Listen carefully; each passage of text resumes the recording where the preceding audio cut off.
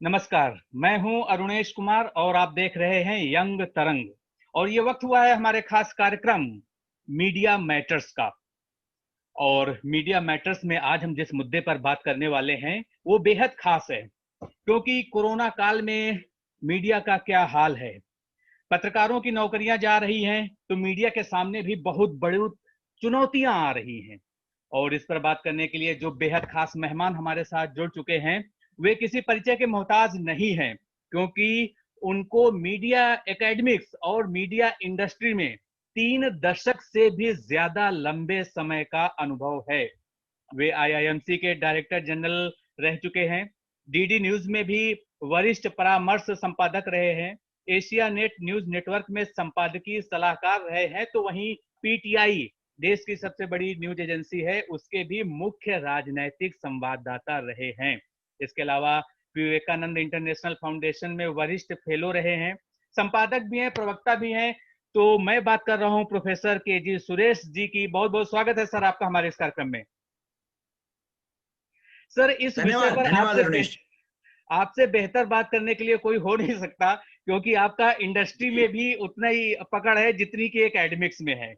लेकिन उससे पहले मैं सवालों का और आपके जवाब का सिलसिला शुरू करें, सबसे पहले तो मैं आपको देश के पहले पत्रकारिता शिक्षण संस्थान माखनलाल चतुर्वेदी राष्ट्रीय पत्रकारिता एवं संचार विश्वविद्यालय का कुलपति बनाए जाने पर ढेरों बधाइयां देता हूं। धन्यवाद। आप सभी का स्नेह है जिसने मुझे यहाँ तक पहुँचाया है। बिल्कुल बहुत सर, बहुत धन्यवाद। पहले आपने आईआईएमसी के डीजी पद को सुशोभित किया और अब आपके मार्गदर्शन में माखनलाल चतुर्वेदी पत्रकारिता विश्वविद्यालय भी सफलता की नई ऊंचाइयां छुएगा, ऐसा मेरा विश्वास है। और आप से सबसे पहले यही सवाल करना चाहेंगे कि इतने बड़े पद पर आकर आपको कैसा लग रहा है और आपके सामने सामने जो है वीसी के तौर पर चैलेंजेस क्या होंगे और आपकी प्राथमिकताएं क्या होंगी। जी धन्यवाद शुभकामनाओं के लिए। और अरुणेश जी, जैसे आपने कहा कि एक तरफ भारत के प्रतिष्ठित भारतीय जनसंचार संस्थान का महानिदेशक होने का सौभाग्य मुझे प्राप्त हुआ, वहीं देश के सबसे पुराने और सबसे बड़े पत्रकारिता का विश्वविद्यालय का कुलपति बनने का भी सौभाग्य मुझे प्राप्त हुआ है। मैं सरकारी में मुझे अवसर प्रदान की मीडिया शिक्षण की सेवा करने का। मैं 3 दशक से ऊपर तो पत्रकारिता में तो रहा ही हूँ, लेकिन साथ ही साथ मीडिया शिक्षण के जगत से भी 2 दशक से ऊपर से जुड़ा हुआ हूँ। माखनलाल चतुर्वेदी पत्रकारिता विश्वविद्यालय का मैं पहला एडजंक्ट प्रोफेसर था और उनके नोएडा परिसर में मैं शुरुआत से जुड़ा रहा हूँ। और अनेकों छात्र जो है वो यहाँ से सीखकर जो है आज मीडिया में वरिष्ठ पदों पर आसीन हैं। और मुझे खुशी है कि जिस विश्वविद्यालय का मैं कभी जनरल काउंसिल का मेंबर हुआ करता था, आज उसी विश्वविद्यालय में मैं कुलपति के नाते मैं ज्वाइन कर रहा हूँ आने वाले सप्ताह में। और मुझे उम्मीद है कि देखिए, माखनलाल चतुर्वेदी राष्ट्रीय पत्रकारिता एवं संचार विश्वविद्यालय है। वो राष्ट्रीय उस नाम में जुड़ा हुआ है, भले वो एक राज्य स्टेट यूनिवर्सिटी हो, राज्य सरकार की विश्वविद्यालय हो। वो जो राष्ट्रीय है वो उसी भावना को उसी को समाहित करते हुए पूरे देश का एक विश्वविद्यालय बनकर वो उभरे, दक्षिण एशिया और एशिया महाद्वीप में उसकी पहचान बने, विश्व के बेहतरीन मीडिया संस्थाओं में उसकी गिनती हो। देखिए, आपको याद होगा कि जब मैं आईआईएमसी में महानिदेशक था तो मैंने उसे लेटर ऑफ इंटेंट दिलाया डीम्ड टू यूनिवर्सिटी बनने का। यूनिवर्सिटी बनाने की एक पूरा मेरा एक संकल्प था, तो लेटर ऑफ इंटेंट तो मिल गया, लेकिन आज पूरा विश्वविद्यालय संभालने का, जहां मास्टर्स से लेकर पीएचडी और सारे प्रोग्राम्स जो है हमारे यहाँ है। और ये एक बहुविषयीय विश्वविद्यालय है, मल्टी डिसिप्लिनरी है, यहाँ कंप्यूटर साइंसेस भी है, मैनेजमेंट भी है। और मेरे पास करीब सभी जो एफिलिएटेड कॉलेजेस मिलाकर 1,80,000 के करीब छात्र हैं। कैंपस में खुद हजारों छात्र हैं। चुनौती भी है, अवसर भी है। मध्य प्रदेश देश का हृदय है और प्रयास रहेगा कि माखनलाल चतुर्वेदी विश्वविद्यालय जो है वो भी पत्रकारिता के हर संस्थान में धड़के, वो दिल बने और पत्रकारिता क्षेत्र में नए आयाम, पत्रकारिता शिक्षण में, क्योंकि हमारे यहाँ शोध का भी कार्य होता है, तो मैं चाहता हूं कि शोध के क्षेत्र में भी जो एक तरह से चीन में जैसे नेशनल कम्युनिकेशन यूनिवर्सिटी है, वैसे ही देश का जो है कम्युनिकेशन ये थिंक टैंक बने, कम्युनिकेशन का पूरे कम्युनिकेशन शिक्षण प्रशिक्षण को दिशा देने का काम ये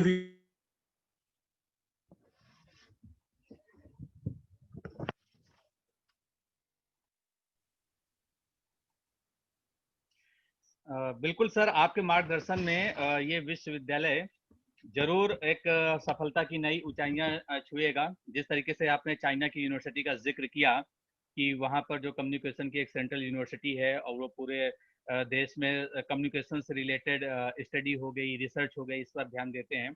और उसी तरीके से मुझे पूरा भरोसा है कि आपके मार्गदर्शन में माखनलाल चतुर्वेदी राष्ट्रीय, मैं भी राष्ट्रीय शब्द पर जोर दे रहा हूं क्योंकि हमें पत्रकारों को राष्ट्रीय भावना से ओतप्रोत करना भी जरूरी है, क्योंकि आज के दौर में जर्नलिस्ट एक्टिविस्ट भी बनते जा रहे हैं। तो मेरा अगला सवाल आपसे ये होगा, जो कि हमारे इस प्रोग्राम का मुख्य मुद्दा भी है, कि कोरोना काल में पूरी की पूरी मीडिया इंडस्ट्री में एक अजीब सा बदलाव देखा गया है, जहां पर न्यूज़पेपर में लगातार सर्कुलेशन डाउन हुआ है, न्यूज़पेपर की इकोनॉमिक सिचुएशन बहुत खराब हुई है, तो वहीं दूसरी तरफ न्यूज चैनल की व्यूअरशिप बढ़ी है, डिजिटल मीडिया में भी लोगों का इंटरेस्ट बढ़ा है और उनमें वहां भी हिट्स जो है बहुत बढ़े हैं। तो एक तरह से सकारात्मक बदलाव आप डिजिटल मीडिया के लिए कह सकते हैं, टीवी मीडिया के लिए कह रहे हैं, लेकिन न्यूज इंडस्ट्री, न्यूज़पेपर इंडस्ट्री के लिए ये एक नकारात्मक बदलाव रहा। मैं आपसे सवाल इन सब से जुड़ा हुआ करता हूं, क्योंकि चाहे वो न्यूज़पेपर की इंडस्ट्री हो, चाहे न्यूज चैनल्स के जुड़े हुए लोग हों, बहुत से जर्नलिस्ट को उनकी नौकरी से हाथ धोना पड़ा है। और कोरोना जैसी आपदा को क्या हमारी मीडिया ने अवसर मान करके कुछ लोगों को, बल्कि यूं कहें बहुत से लोगों को उनकी नौकरी से हटा दिया है या उनकी सैलरीज कम कर दी हैं, और इसमें से बड़े मीडिया समूह भी शामिल हैं। तो इसके पीछे आप क्या कारण देखते हैं? देखिए, मैं एक मीडिया कर्मी होने के नाते मैं मीडिया ट्रेड यूनियन में भी बहुत सक्रिय रहा, अपने प्लांट यूनियन में भी पीटीआई वर्कर्स जो एम्प्लॉइज यूनियन है उसका भी मैं सक्रिय नेतृत्व मैंने प्रदान किया है। नेशनल यूनियन ऑफ जर्नलिस्ट में, दिल्ली जर्नलिस्ट एसोसिएशन में मैं बहुत सक्रिय रहा हूँ, इसलिए एम्प्लॉय वेलफेयर मेरे लिए प्राथमिकता में रही है। मैं, आपने देखा होगा कि आईआईएमसी में भी मैंने जो है एम्प्लॉय वेलफेयर की तरफ जो है, स्टाफ वेलफेयर के लिए मैंने बहुत सारे कदम उठाए थे। मेरा ये मानना है कि इसमें कोई दो राय नहीं कि मीडिया में, एक विशेषकर प्रिंट मीडिया में और इलेक्ट्रॉनिक मीडिया में भी, देखिए विज्ञापनों की कमी कुछ समय के लिए तो बहुत ज्यादा आई थी। गाड़ियां बिक नहीं रही थी तो ऑटोमोबाइल सेक्टर जो है विज्ञापन नहीं दे रही थी, जीरो सेल्स का पॉइंट आ गया था।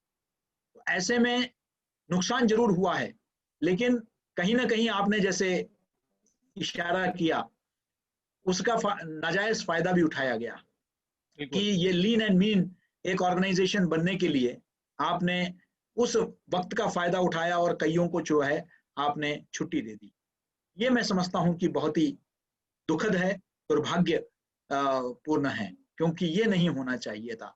कम से कम न्यूनतम तनख्वाह में ही जो है उनको, वो उसका कारण ये था कि हमारे यहाँ जो कॉन्ट्रैक्ट सिस्टम या ठेकेदारी प्रथा शुरू हुई है और वर्किंग जर्नलिस्ट एक्ट डाइल्यूट कर दिया गया है और वेज बोर्ड्स समाप्त कर दिया गया है और ट्रेड यूनियन मूवमेंट खत्म हो गया है।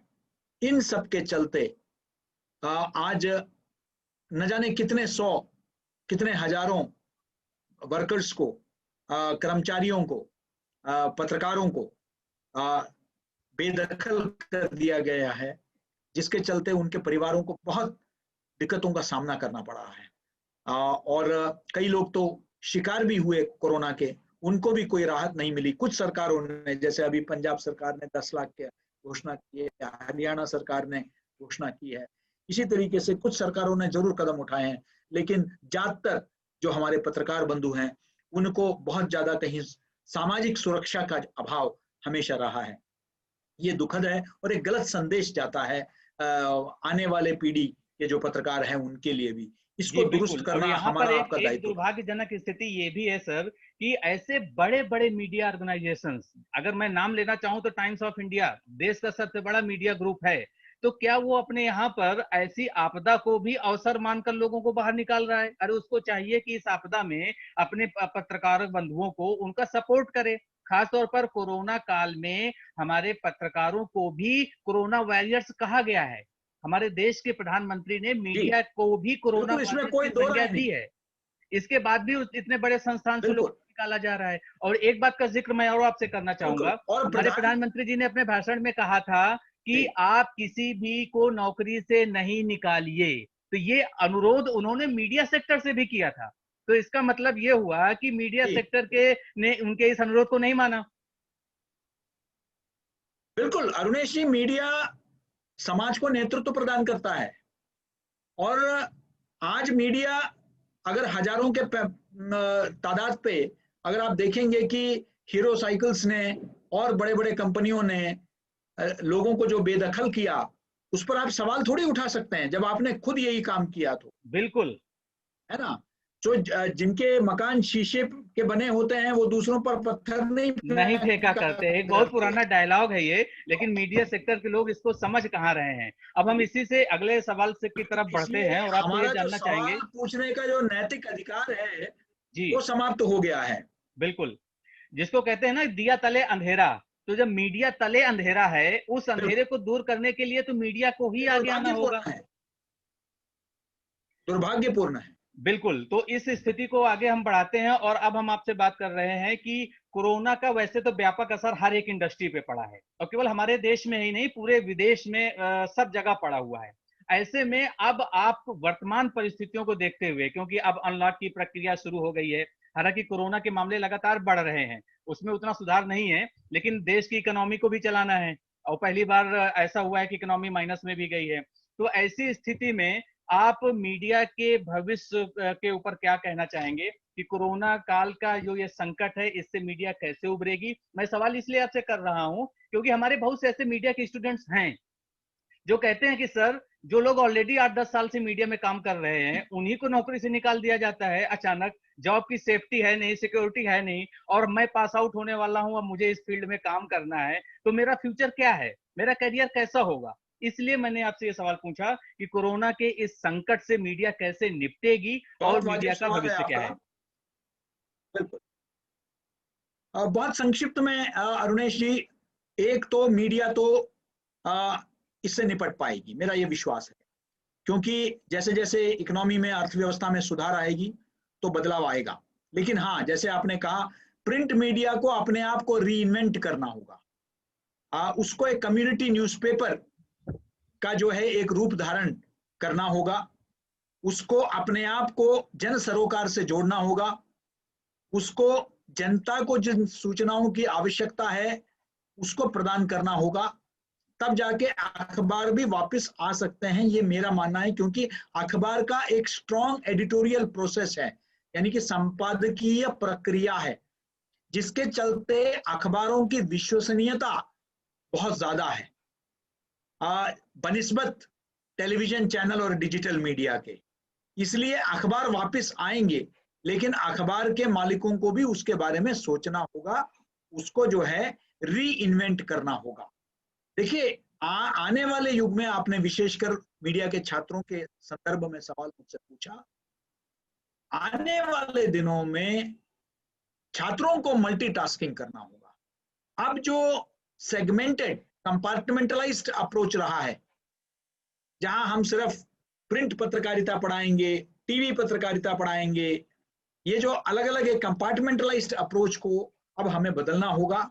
हमारा पेडागोजी जो है उसको बदलना होगा और हमें एक integrated news room, convergence media की ओर जाना पड़ेगा, जहां वो मल्टीटास्कर तैयार करें, जहां वो छात्र कॉपी लिख सके, उस पर P2C कर सके और सोशल मीडिया में ब्लॉग्स लिख सके, ट्वीट कर सके, आवश्यकता पड़ने पर मोबाइल जर्नलिज्म कर सके, मोबाइल में जो है वो रिकॉर्डिंग कर सके, स्टोरीज बना सके, उसमें ये मल्टी स्किलिंग उसके अंदर होगा। और हमारे आपके जैसे जो मीडिया शिक्षक है, हमारा दायित्व, जिम्मेदारी बढ़ जाती है, तभी जाकर हमको उनको उनकी एम्प्लॉयबिलिटी, एक होता है कि उनके पास they are educated but are they employable, right हमको राइट। इसकी तरफ ध्यान देना होगा।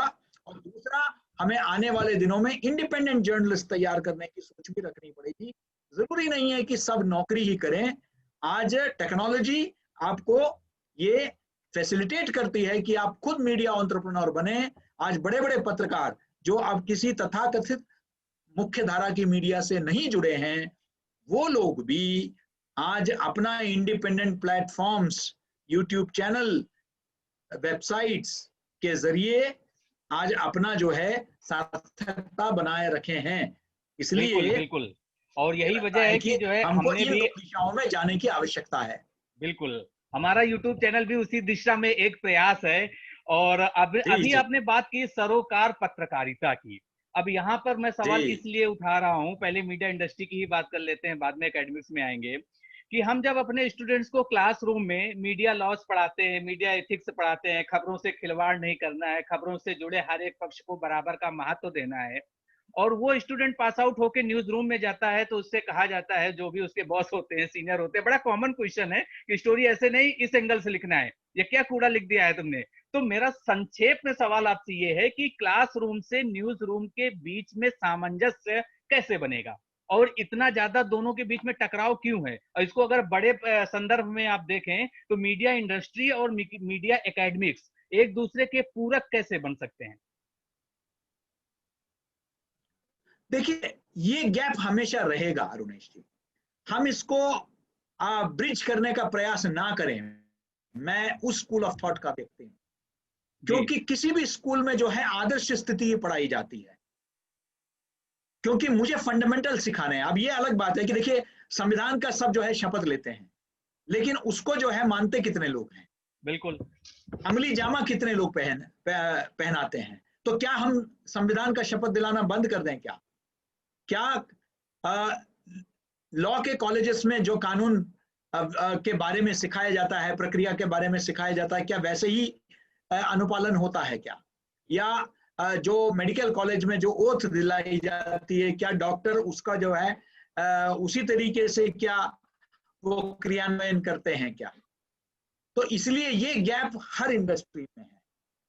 लेकिन मेरा काम जो है, बच्चे को जब वो जैसे ड्राइविंग में लर्निंग स्कूल में आते हैं तो ABC, एक्सेलरेटर, ब्रेक, क्लच, और किस तरीके से मुझे रेड लाइट नहीं जंप करना है, मुझे किस तरीके से ट्रैफिक रूल, जेब्रा क्रॉसिंग का ध्यान रखना है, ये सब मुझे सिखाया जाता है।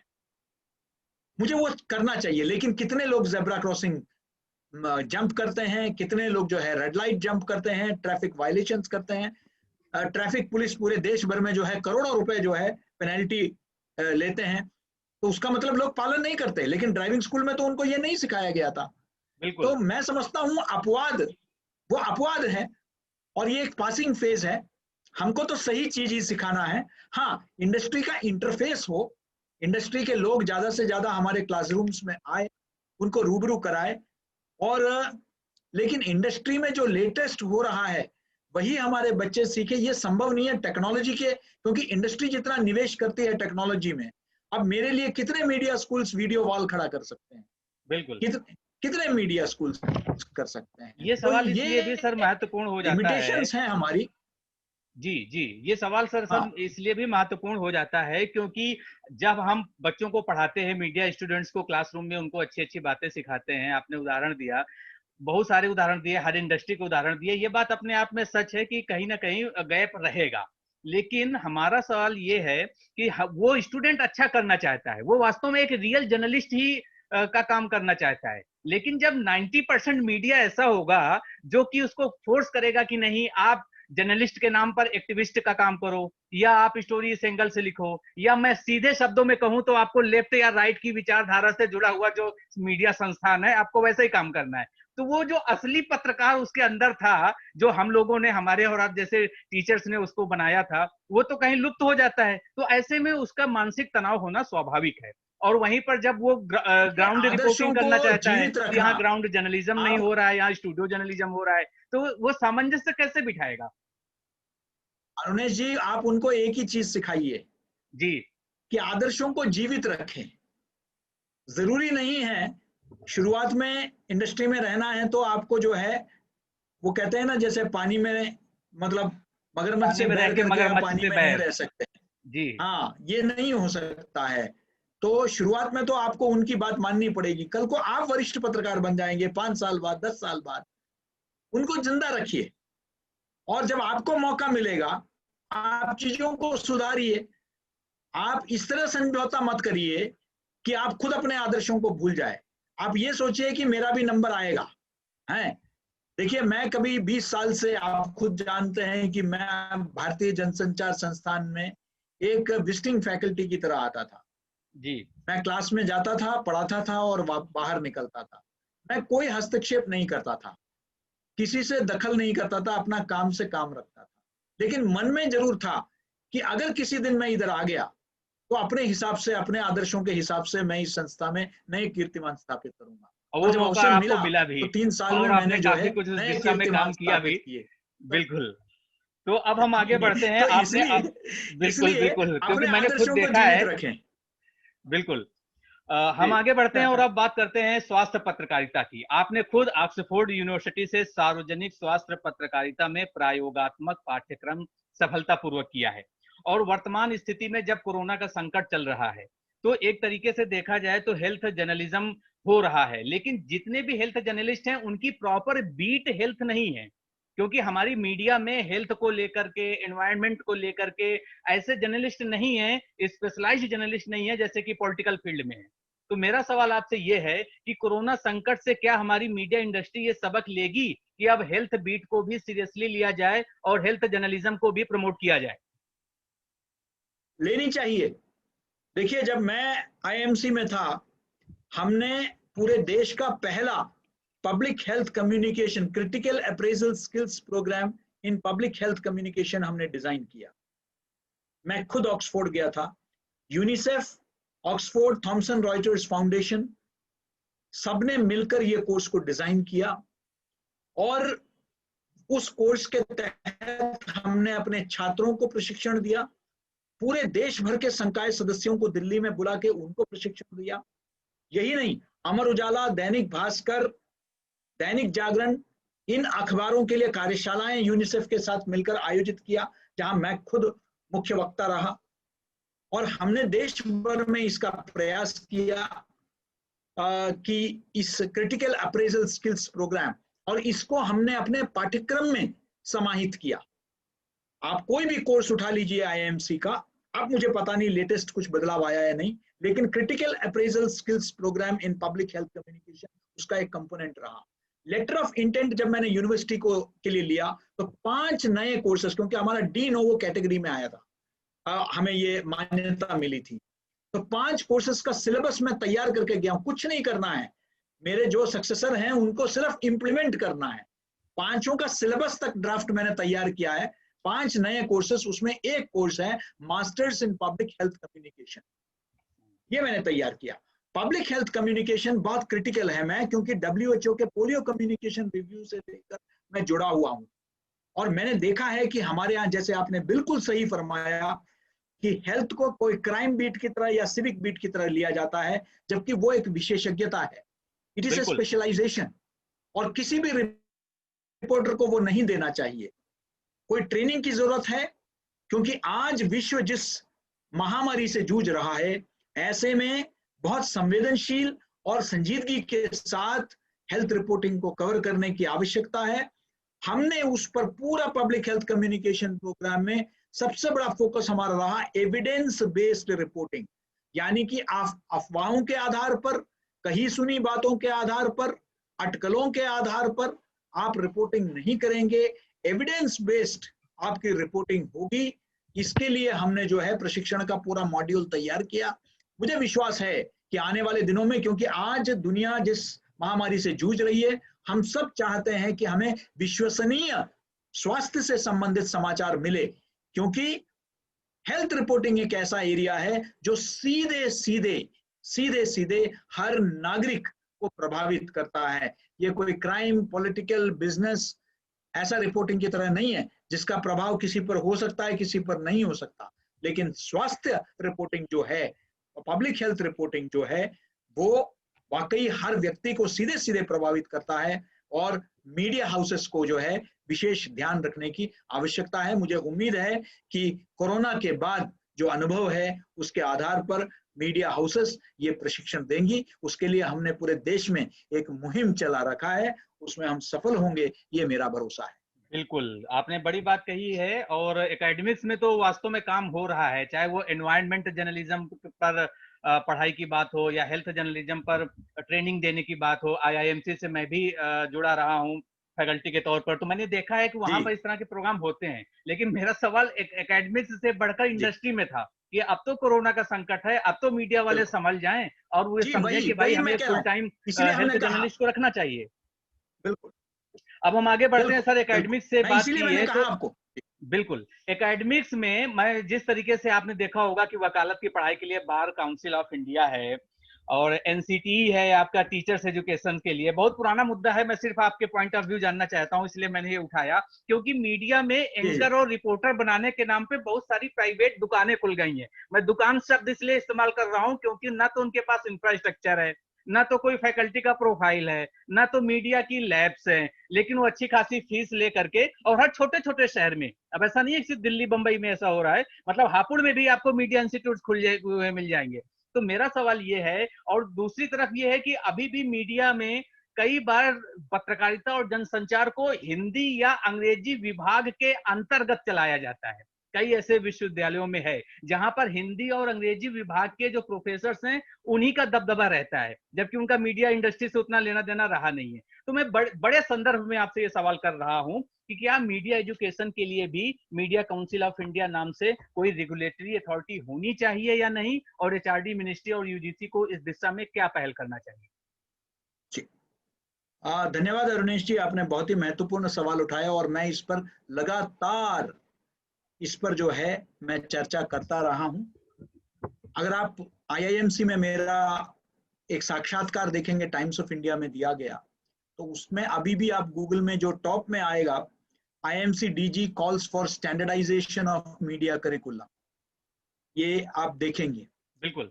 और मैंने कई पत्र भी लिखे हैं सूचना प्रसारण मंत्री को भी इस सिलसिले में, कि मीडिया स्टडीज, मीडिया एजुकेशन, जिस तरीके से बार काउंसिल ऑफ इंडिया तय करती है कि जो लॉ कॉलेज है उसमें कोर्स क्या हो, उसमें सुविधाएं क्या हो, जैसे मेडिकल काउंसिल ऑफ इंडिया है, डेंटल काउंसिल ऑफ इंडिया है, जिसको आप मेडिकल काउंसिल को हम नेशनल मेडिकल कमीशन कहते हैं। इवन जो नेशनल एजुकेशन पॉलिसी आई है नई वाली, राष्ट्रीय शिक्षा नीति, इसके भी अंतर्गत मेडिकल, नेशनल मेडिकल कमीशन और बार काउंसिल ऑफ इंडिया को छोड़कर बाकी सब higher education commission of India के मातहत सबको, सारा एजुकेशन को, all India council of technical education इत्यादि सबको समाहित किया गया है। मेरा ये मानना है कि कुछ न्यूनतम मानक तय करने चाहिए, और मान्यता प्राप्त संस्थाएं जो है, एक मान्यता देने का कहीं ना कहीं एक व्यवस्था, उसको आप मीडिया काउंसिल कहिए या कोई या और बॉडी रेगुलेटरी बनाइए, अथॉरिटी कह लीजिए। लेकिन ये बहुत आवश्यक।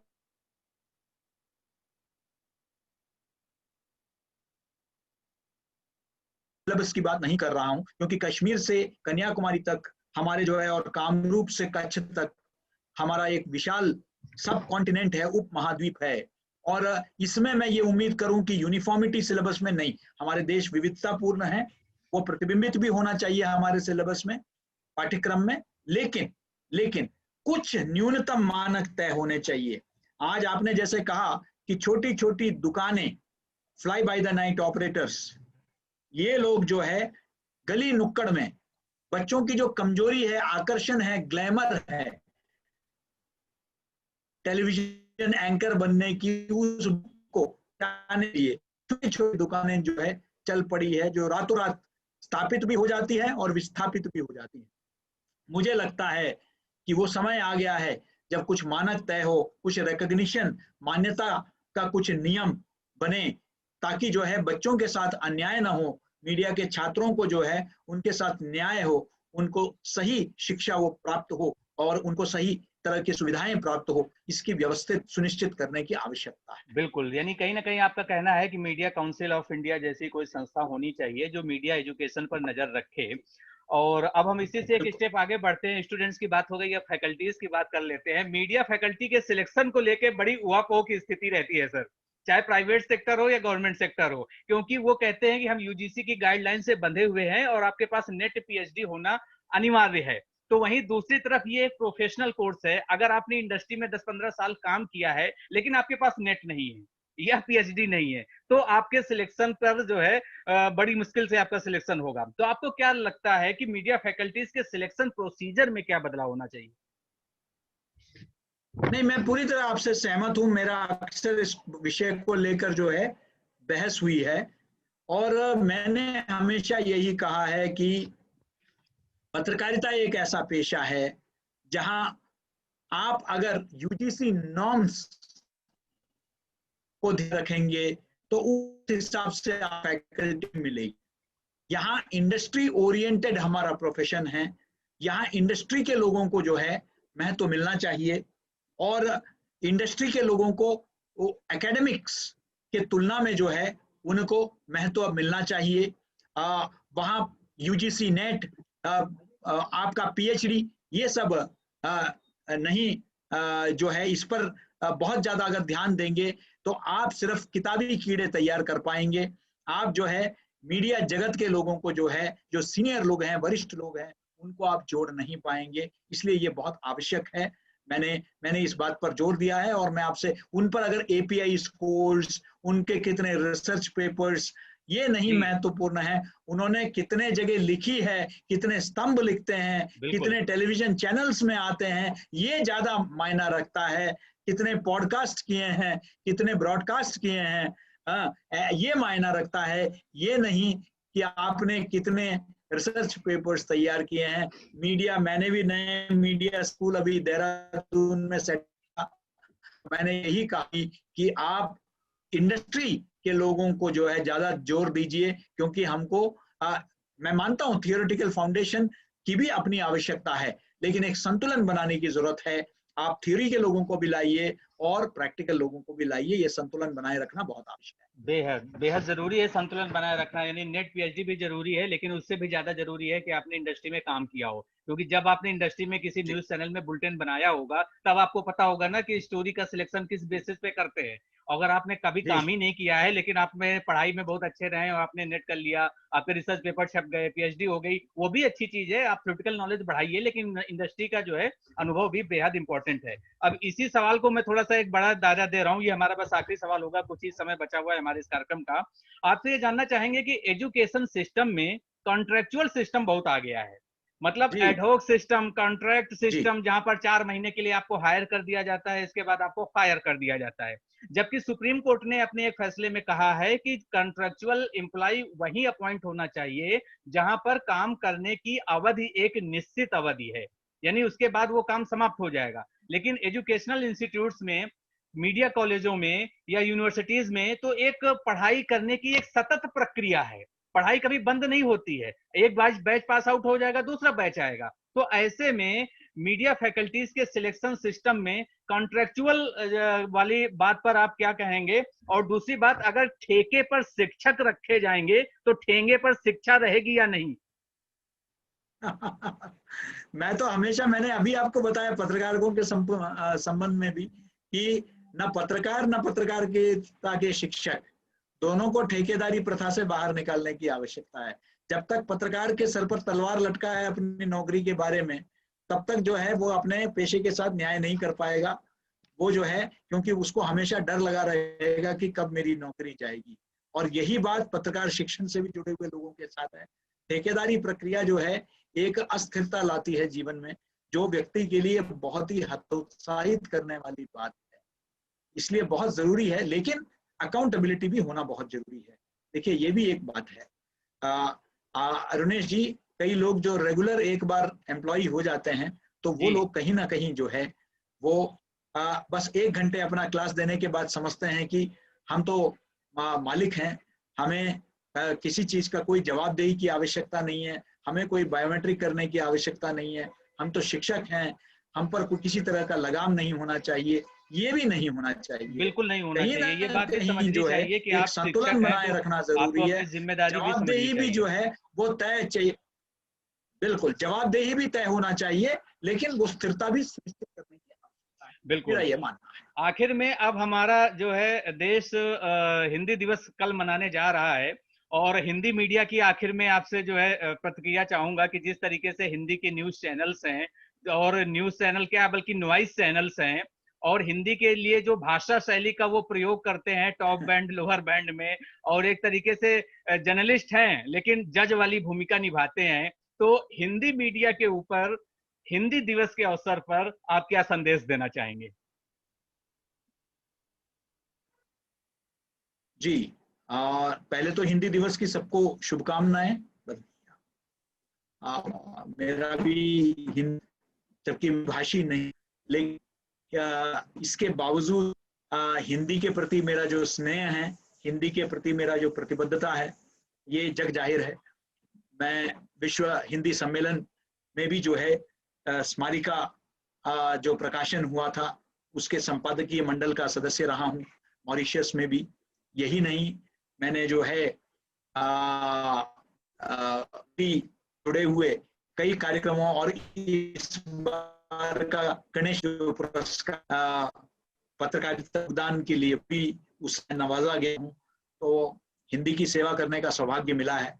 लेकिन देखिए, मैं ये मानता हूँ कि आपने जो बताया वो सिर्फ हिंदी चैनलों तक सीमित नहीं है। ये जो शोरगुल है ये अंग्रेजी चैनल में भी काफी आ गया है, और अंग्रेजी चैनल कोई अलग नहीं है। ये मीडिया को इन्होंने एक सर्कस में बदल दिया है। अब टीआरपी और बार क्रेडिट दौड़ में अब हम लोग समाचार चैनलों को हमने मनोरंजन चैनल में परिवर्तित कर दिया है। ये चिंता का विषय है। तो चाहे वो, लेकिन मैं समझता हूं कि वो समय अब आ गया है जब हिंदी चैनलों को, हिंदी अखबारों को अपने हीन भावना से ऊपर उभरने की आवश्यकता है, और हिंदी भाषियों को, जो हमारे हिंदी पत्रकार है, उनको गर्व महसूस करना है, और उनको ये तय करना है कि आज वो प्रतिनिधित्व करते हैं इस देश के आवाम की, इस देश के जनता की, और उनका आवाज बन के उनको उभरना है, उसको बुलंद करना है। उनको अंग्रेजी अखबारों के सामने किसी तरह का हीन भावना की आवश्यकता नहीं है। जिन चैनलों को, जिसको कहते हैं 1% से कम अंग्रेजी चैनल देखे जाते हैं, मेरे अंग्रेजी से कोई विरोध नहीं है, मैं भी अंग्रेजी का पत्रकार रह चुका हूं, लेकिन अब मेरा ये मानना है कि हिंदी का स्थान बहुत ही जैसे महत्वपूर्ण है। हमको उस चीज को समझने की जरूरत है, और देश का एजेंडा जो है, मीडिया का एजेंडा जो है, अब हिंदी चैनलों को अपने हाथ में लेने की आवश्यकता है। ये नहीं कि हम किसी का नकल करने की आवश्यकता है, मुझे नहीं लगता कि उसकी जरूरत है।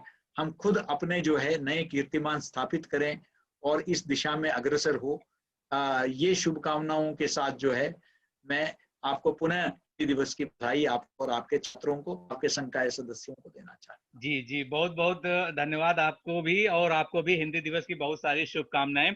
आपसे बात करके बेहद अच्छा लगा। अब आखिर में चलते चलते आपसे बस, क्योंकि एजुकेशन से जुड़ा हुआ मामला है और हिंदी को लेकर सियासत बहुत होती है, राजभाषा है, राष्ट्रभाषा का दर्जा अभी भी नहीं मिल पाया है। त्रिभाषा फार्मूला आया था, आपको पता ही है, न्यू एजुकेशन पॉलिसी में, उसको लेकर के भी साउथ के जो हमारे स्टेट्स हैं वहाँ पॉलिटिक्स हुई, प्रॉब्लम्स हुई। तो आपको क्या लगता है, आप खुद साउथ से बिलोंग करते हैं, आप इतनी अच्छी हिंदी बोलते हैं कि कई बार मैं तो हिंदी भाषी राज्य का हूं, लेकिन मैं ये दंग रह जाता हूं कि आपकी इतनी अच्छी हिंदी है। लेकिन चलते चलते बस संक्षेप में आपसे ये जानना चाहेंगे कि हमारे देश में, हिंदुस्तान में, हिंदी कभी राष्ट्रभाषा बन पाएगी या नहीं, या सिर्फ राजनीति ही होती रहेगी? नहीं, बन पाएगी, लेकिन उसके लिए हमें भी प्रयास करना पड़ेगा, हमें विश्वास जीतना पड़ेगा। हिंदी अहिंदी भाषियों का हमको जो है विश्वास जीतना पड़ेगा। जहां कहीं शब्दों का अभाव है तो हमें अंग्रेजी से लेने के बजाय हमको भारतीय भाषाओं से लेना होगा, भारतीय भाषाओं का संवर्धन करना होगा। हमें एक आदान प्रदान करना होगा भारतीय भाषाओं से। जहां हमारे पास शब्द नहीं है हिंदी में, तो उसे हमें मराठी से या मलयालम से या तमिल से लेने में कोई परहेज नहीं होना चाहिए। अगर किसी तरीके से कोई अहिंदी भाषी व्यक्ति हिंदी में बात करने का प्रयास करता है तो ऊपर नीचे हो सकता है, कुछ कमी हो सकती है, वो उसका प्राकृतिक, उसकी मातृभाषा नहीं है, तो उसका मजाक नहीं उड़ाना चाहिए, बल्कि उसका स्वागत करना चाहिए कि वो इस भाषा में बात कर रहा है। उसका जो है हमें समर्थन करना चाहिए, उसे प्रोत्साहित करना चाहिए।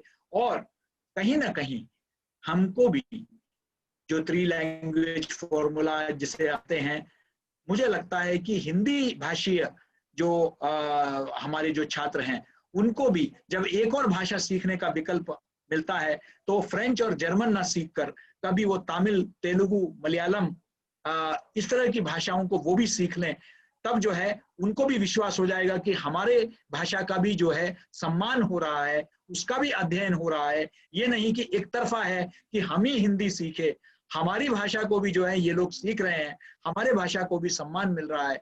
जिस दिन ये उनके मन से तो एक आशंका है कि हम पर थोपा जा रहा है, तो ये थोप नहीं रहे हैं, वो खुद जो है। और याद रखिए अंत में, देखिए जिस दिन हिंदी में नौकरी मिलने लगेगी, अच्छी नौकरियां हिंदी दिलाने लगेगी, जिस दिन आर्थिक फैसले हिंदी के आधार पर होगी, उस दिन जो है सब हिंदी सीखने लगेंगे। इस बात बहुत को बड़ी बात आपने कह दी। और सबसे बड़ी क्योंकि बात अंग्रेजी में सब कुछ अंग्रेजी में हो रहा है, तो लोग अंग्रेजी की तरफ रुझान में है। जिस दिन हिंदी में होने लगेगा उस दिन सब हिंदी की तरफ। तो हमें भी उस दिन का इंतजार है कि जल्द ही वो दिन आए जब हिंदी फिल्मों में जो लेखक काम करते हैं उनको भी अच्छा वेतन मिले, हिंदी पत्रकारों का वेतन भी अंग्रेजी पत्रकारों के वेतन के समकक्ष हो। तो ये आपने बहुत अच्छी बात कह दी कि अगर जो हमारे साउथ इंडियन के लोग हैं, तमिल हैं, तेलुगु लोग हैं, वो भी हिंदी को सीखें, तो हिंदी भाषी लोग भी तमिल और तेलुगु को सीखें। वो तो आप अपना भाषा का जितना ज्ञान बढ़ाएंगे उतनी अच्छी बात है।